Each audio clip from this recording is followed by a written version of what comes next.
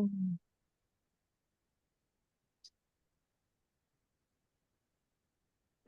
Please make gusha. Homage to the Buddha, homage to the Dharma, homage to the Sangha.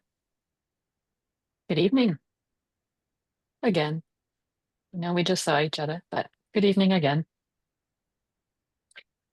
And this might be the last time I say it this year, but Happy New Year.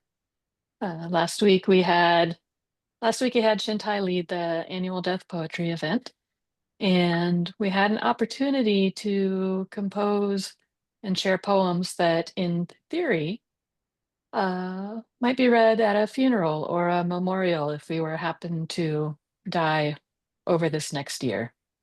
So each year a new poem, each year a new poem to represent our relationship to the ephemeral nature of this life. Um, because it is so fleeting, it is so swift.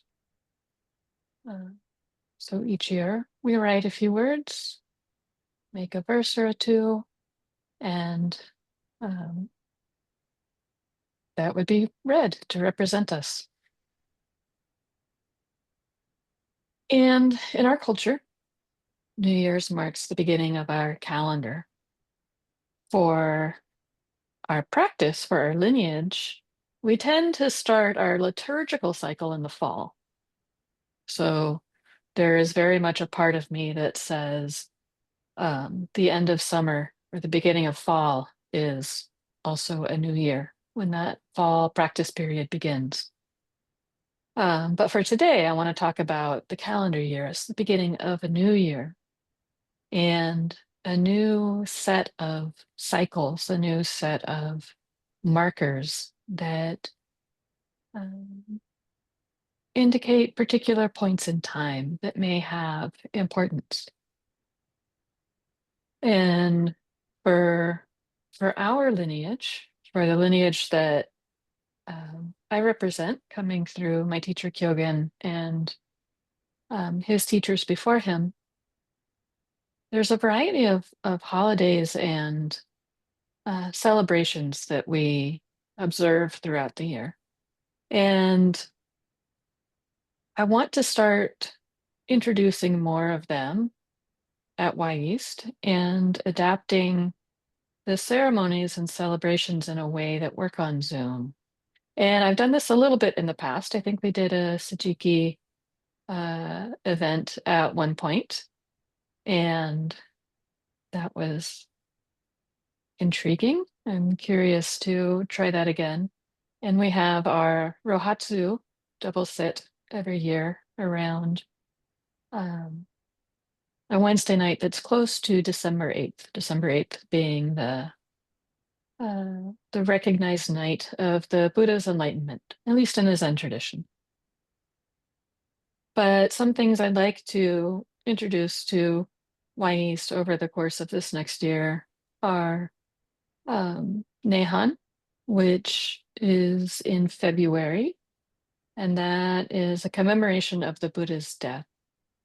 And I haven't yet figured out if these will be ceremonies or talks or a special dedication at the end of our service, but something will commemorate the Buddha's death in February for Nehan.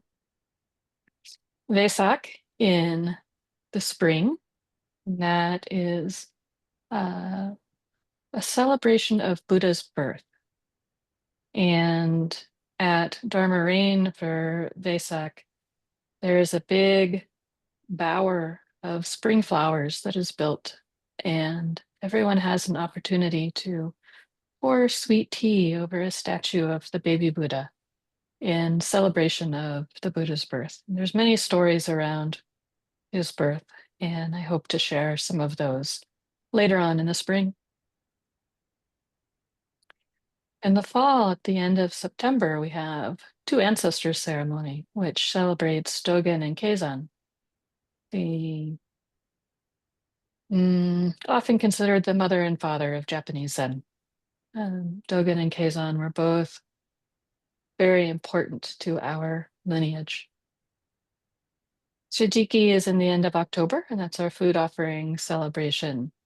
often associated with feeding the hungry ghost or making offerings to unresolved karma.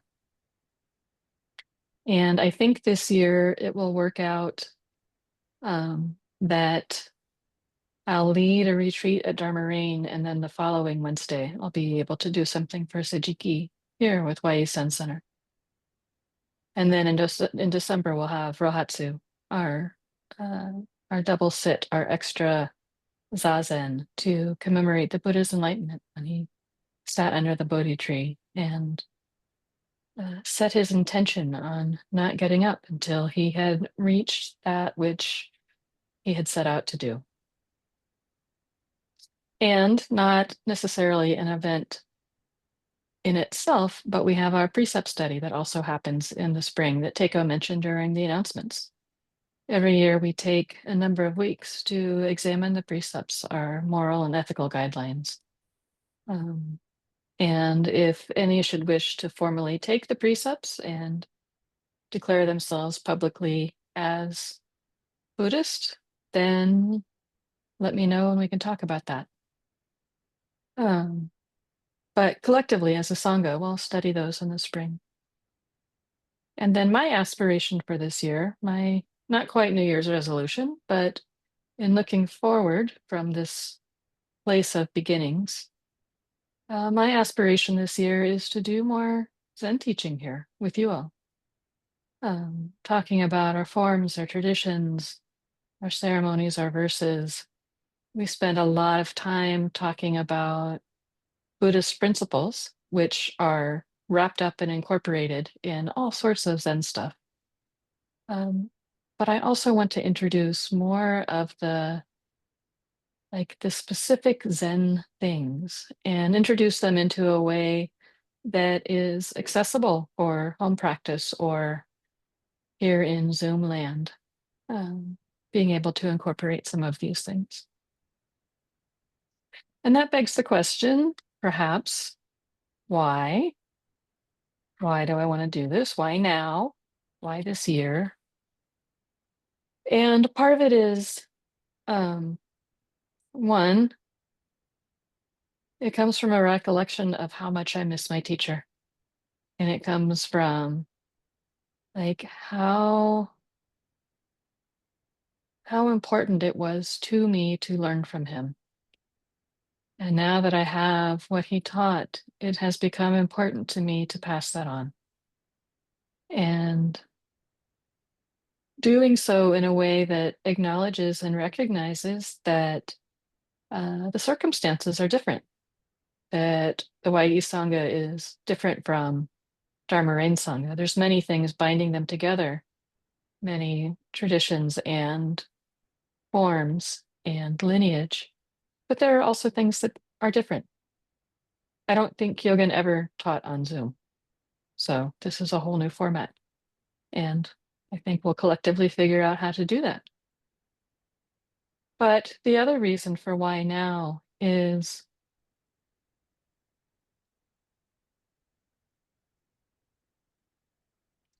this morning, as I was ending my overnight shift, it ended with a death. And it ended with a family coming into the hospital where I work as a chaplain and coming to see the body of their loved one. And I remember asking them, are there any words that are important to you or your family that you would like to have said at this time? And they said no. They were engaging their grief in their own way. But it really hit me how much Zen practice has shaped me and how I see the world, and how much of the Zen tradition I look to as I do my own meaning making, encountering the world, how I make sense of my experiences and um, all the hard things in the world. These are the tools that I reach for. And knowing that, seeing that, I want to pass those along. And if you all take them up, great, you've got some new tools.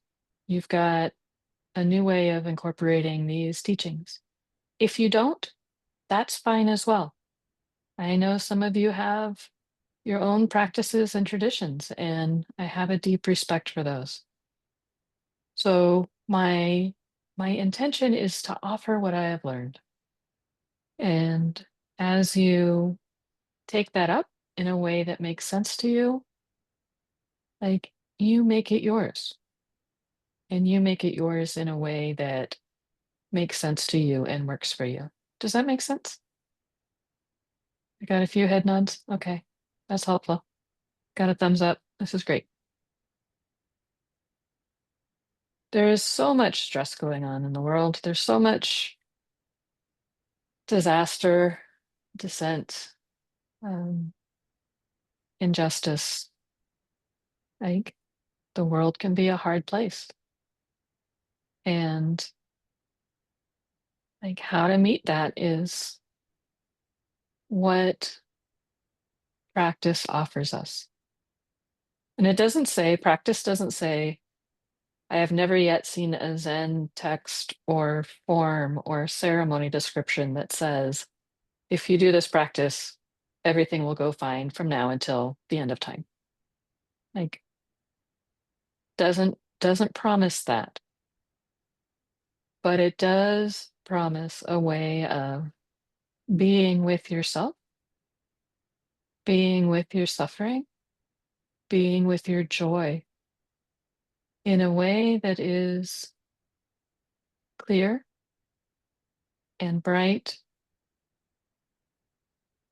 and without boundary.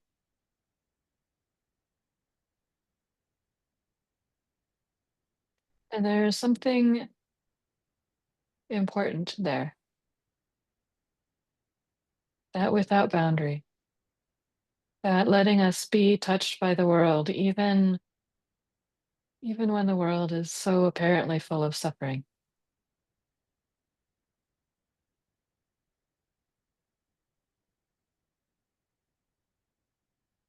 One thing that is often mentioned in Buddhism is the sense that time is circular and perhaps not 100% completely circular. We're not encountering the same conditions as before, but we come back again and again to meet things that we have encountered before. We meet old aspects of ourselves. We meet old themes that we have encountered in our life. We meet old teachings that we once were perplexed by and all of a sudden are clear. So we have this cycle of our ceremonies, our festivals, our liturgy. We have a way in which we change our chants and recitation here every month as a way to expose ourselves to a variety of Zen chants.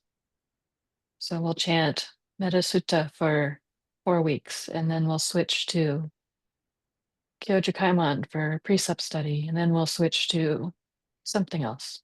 We've got it mapped out.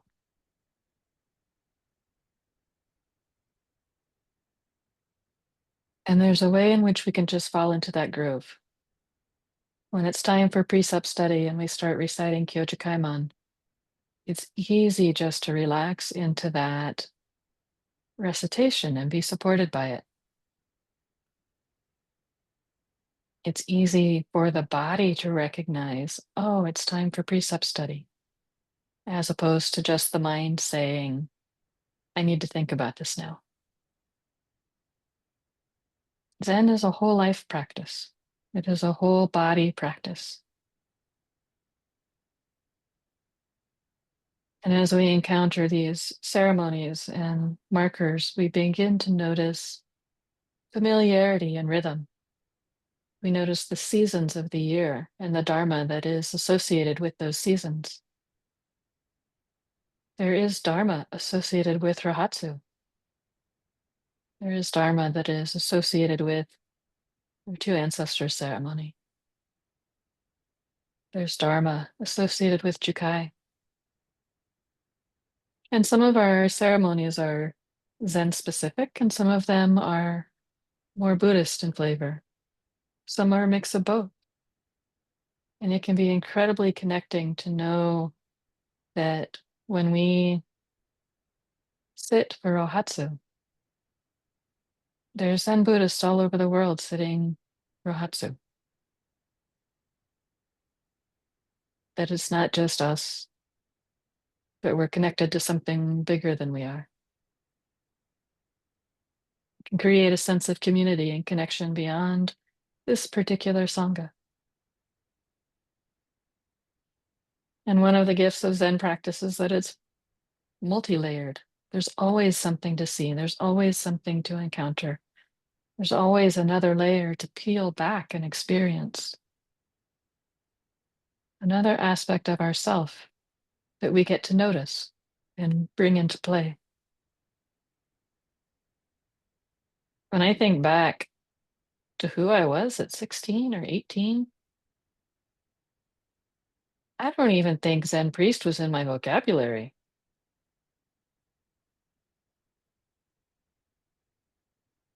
I have no idea what that, actually, I do know what that young woman would think of me now. Um, let's just set that one aside.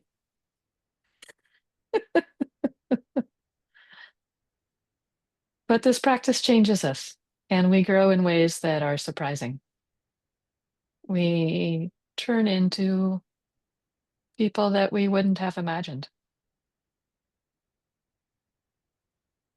And we don't necessarily turn into who we want to be,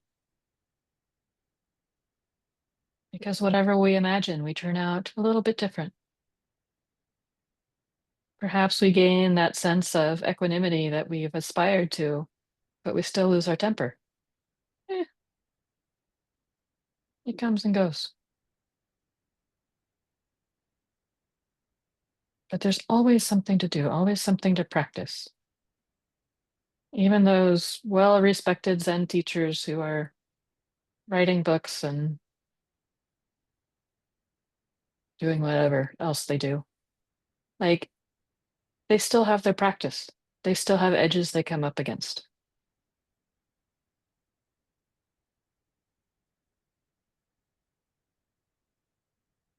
We're never so perfect, there's not more to be revealed.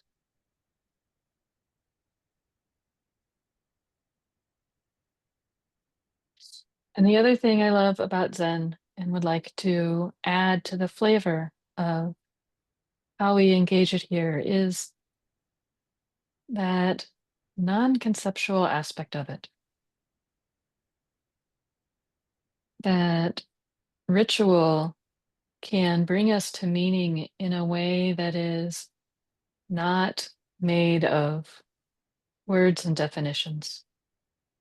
As a culture, we love explanations, but explanations can only take us so far. And some of what I'd like to begin to teach here will provide opportunities to engage other aspects of experience. We'll see what happens.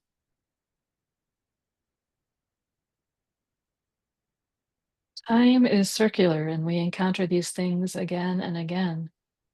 And one of the most beautiful ways of um, seeing that, of bringing that to life, bringing that to the forefront, is with our own practice, our own daily practice.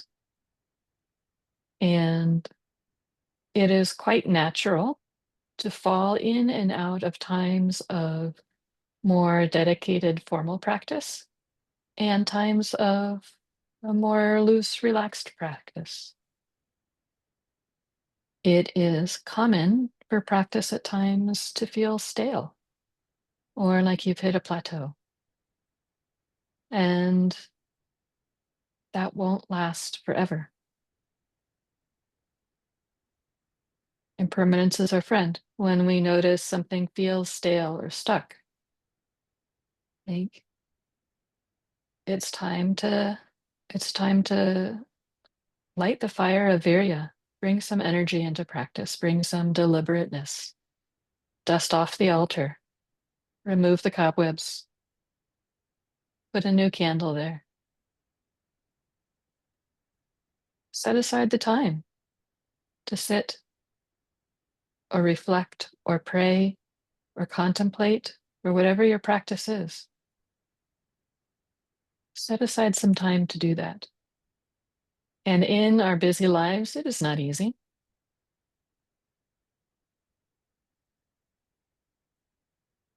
Sometimes we don't have that time. We rush out the door. It's okay. Tomorrow's another day. For some, practice is making an offering. For some, practice is 20 minutes of zazen. For some, practice is attending to your loved ones or your animals.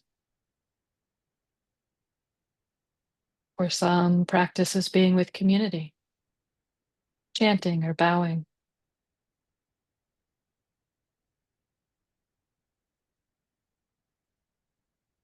But when we forget practice, it's important to bring it back.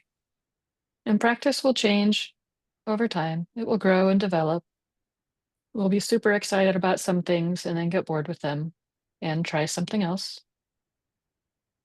Back when I was a postulant, I wasn't allowed to leave the temple for 6 months.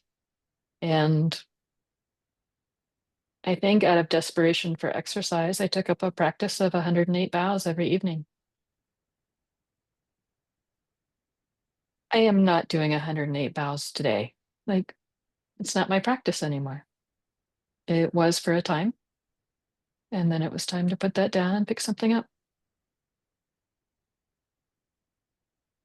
So a day becomes a little cycle, and then a month becomes a bigger cycle, and then a year becomes an even bigger cycle,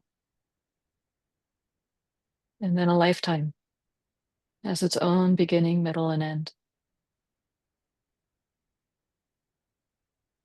We come back to these points of familiarity, these points of contact, these points of transition and change.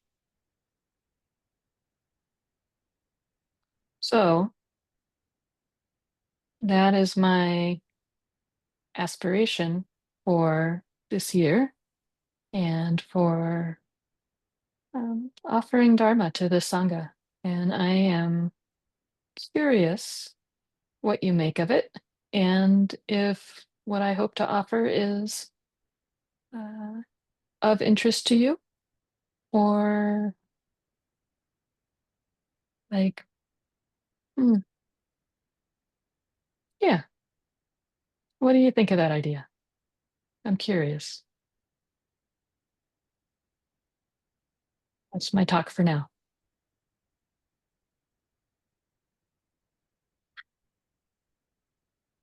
Questions, comments? And if one of them is Jyoshin, knock it off, I can take that with grace.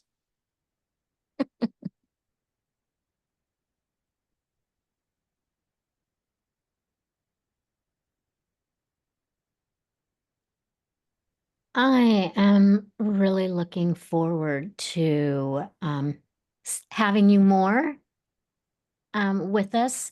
And I'm really looking forward to more of the fundamentals and the ceremonial stuff. I think what happens for me is like if I go down to Dharma Rain and I haven't been in a ceremony for feels like a very long time, I just don't have a clue what we're doing. You know, I feel like it's day one again. I'm looking around the room to see which way I'm supposed to be turning and what I'm supposed to be doing.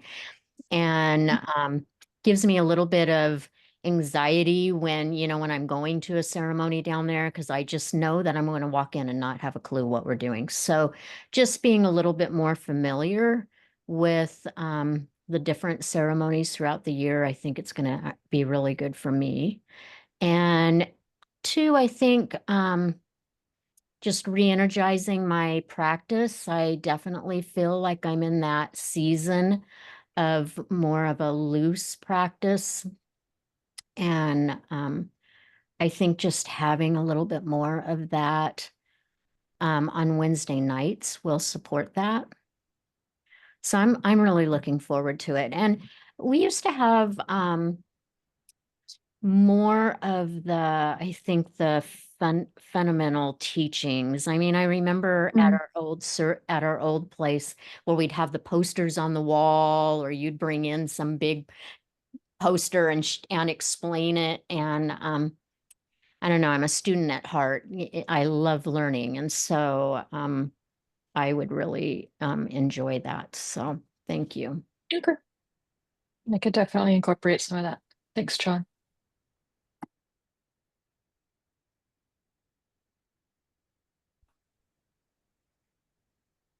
Rick?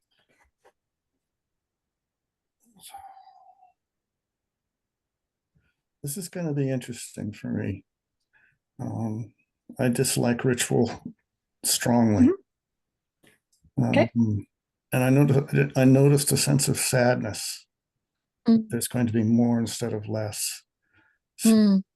it's going to be interesting for me. Okay. I will take that into consideration. Thank you for sharing that. Yeah, some of what's up for that is that there's Mhm. a very beginning student approached me and said, "I'm feeling completely overwhelmed with all of this ritual, Yeah. and I'm afraid to go into the Zendo. I'm afraid to go on Zazen Kai." Yeah. And it was just like, man, what he's scared of is making a mistake, Hmm.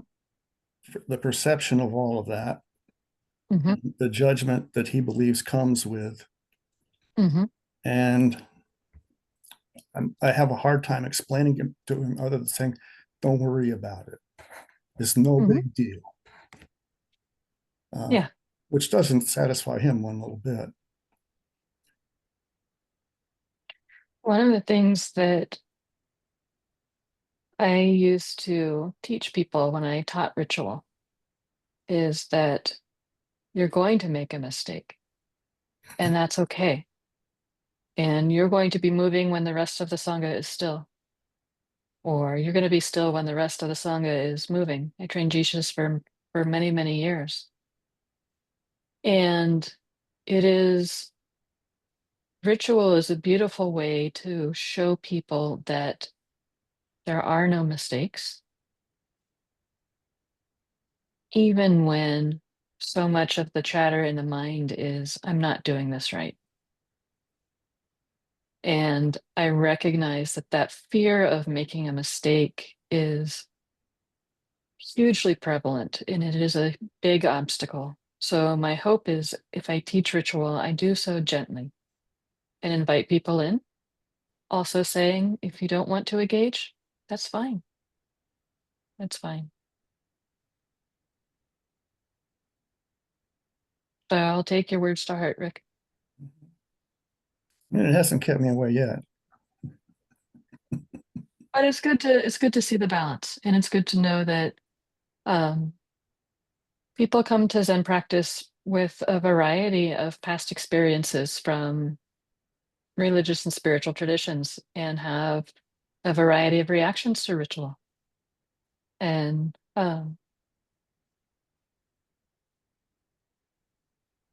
yeah, there's a lot of karma there. I felt safe to say it. I think that's cool. That warms my heart. Mhm. Thank you.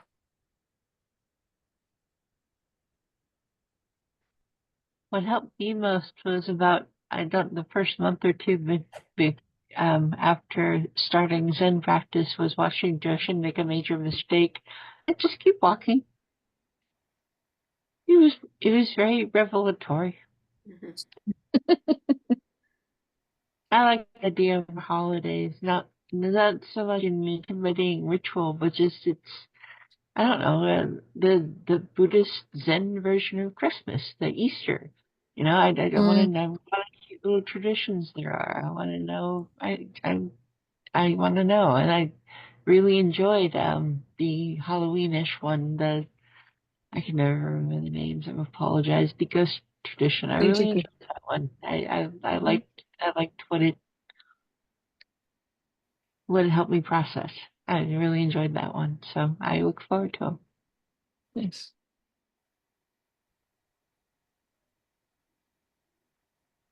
Jacob, you were going to say something?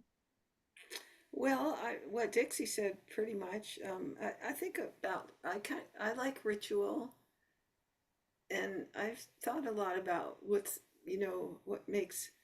the difference between ritual and say habit, Hmm. or routine, and because routines are also kind of comfortable and comforting, Hmm. but I think that in my day-to-day life, I participate in a lot of rituals, and the difference for me is that they're mindful. That's I'm not doing things robotically. So when I go through my daily um, day, the things that I do every day are each one is meaningful.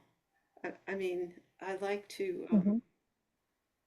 and so they're all it's all practice, I think, in that way. So there's Hmm. more formal things like incense offerings, but there's also putting my boots on and going out to Hmm. the barn and Hmm. seeing the faces that are waiting for me, and that's always deeply meaningful for me.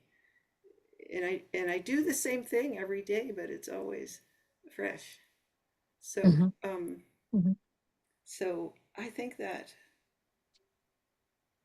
also what Dixie said about wanting to learn new rituals, while Hmm. sometimes intimidating, is engaging. So I'm looking forward to it.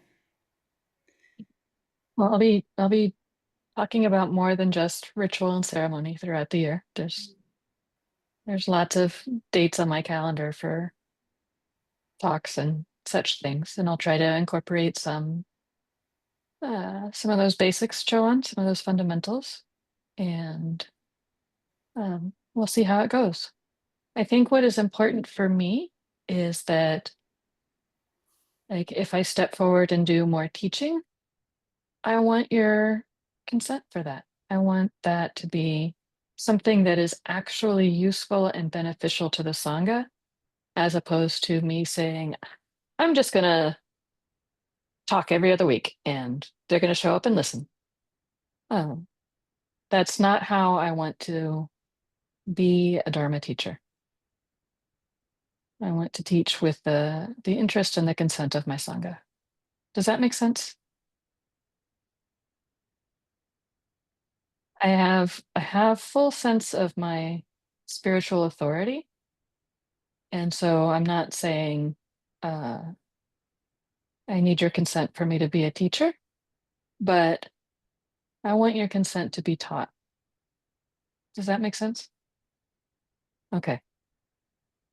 Okay.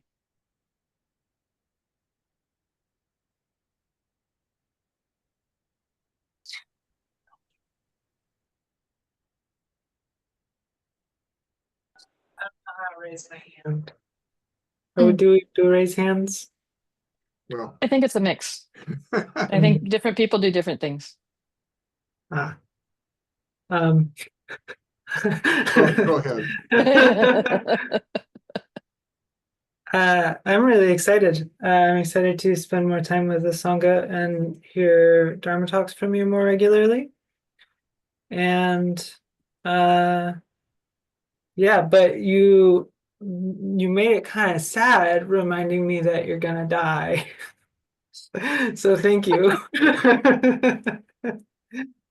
We all That do, Dio. I know. We all will at some point.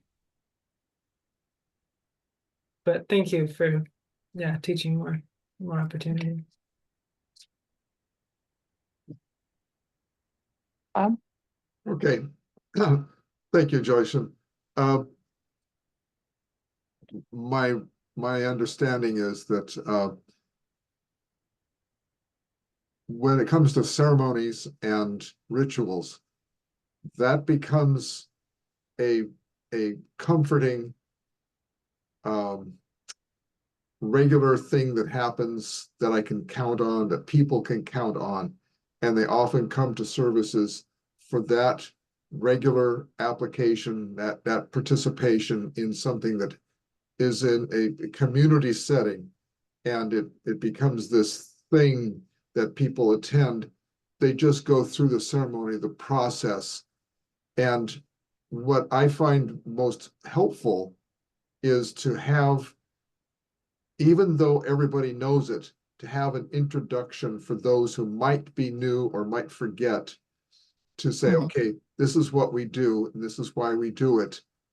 Mhm. And it might only be once every couple of weeks or once every month to say these things out loud.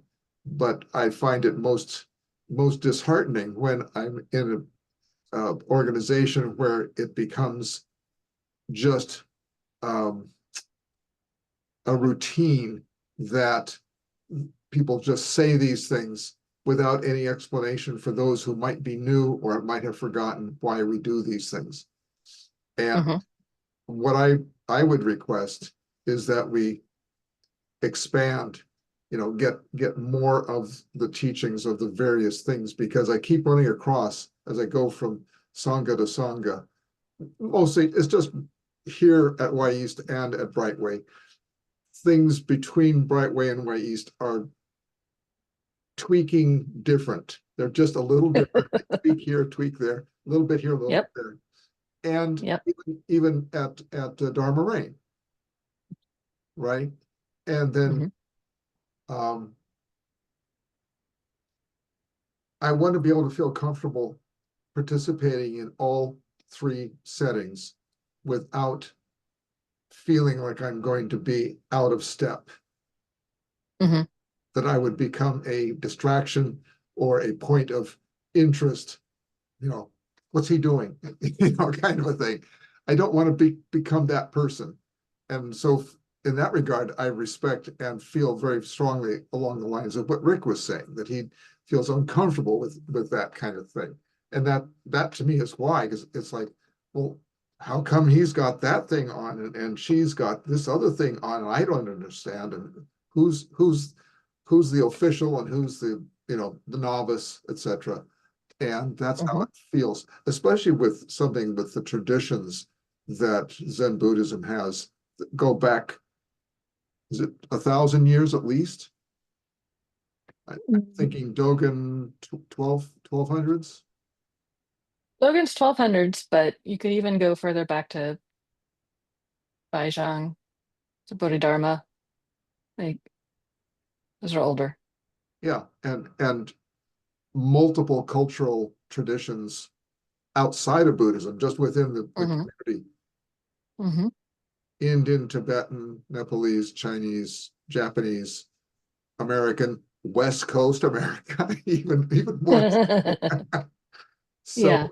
so yes, I really feel strongly that I would like to have more, and that's Mhm. a great offering. I'm just hoping that it doesn't become taxing, because I know how much there can be. There's so much to select from. Yeah. And my hope is people will ask questions when things come up, and to give things like a bigger context, a wider context. Mhm. Like there's no one organizing center of white convert Zen in America. So there's no authority that's saying these are the forms, these are the rules, this is the liturgy. Every single Zen center is going to do things a little bit different. And part of my training was for the ordained, we are deliberately sent away for 3 months to go train somewhere else. And I got sent to Zen Mountain Monastery in New York in the Catskills. Beautiful place. Many things were familiar, some things were way different. And all of a sudden, like this little novice monk who knows all the forms gets thrust into what the hell is going on here? And like there's learning that happens. There's a lot of compare and contrast that happens. I spent that entire 3 months like, oh, I like this better than Dharma Rain. Oh, they don't do that as well as Dharma Rain. And which one is sort of useless mental spinning. Um, but then like coming back into the home environment. Oh, how come we don't do it that way? Why don't we change our forms? And every single person who gets sent away comes home and wants to change the forms. And it's so funny watching the container just sort of like, no, no, we've got our forms. But as we go from temple to temple, that sense of feeling like we stand out because we don't know, it's going to be there.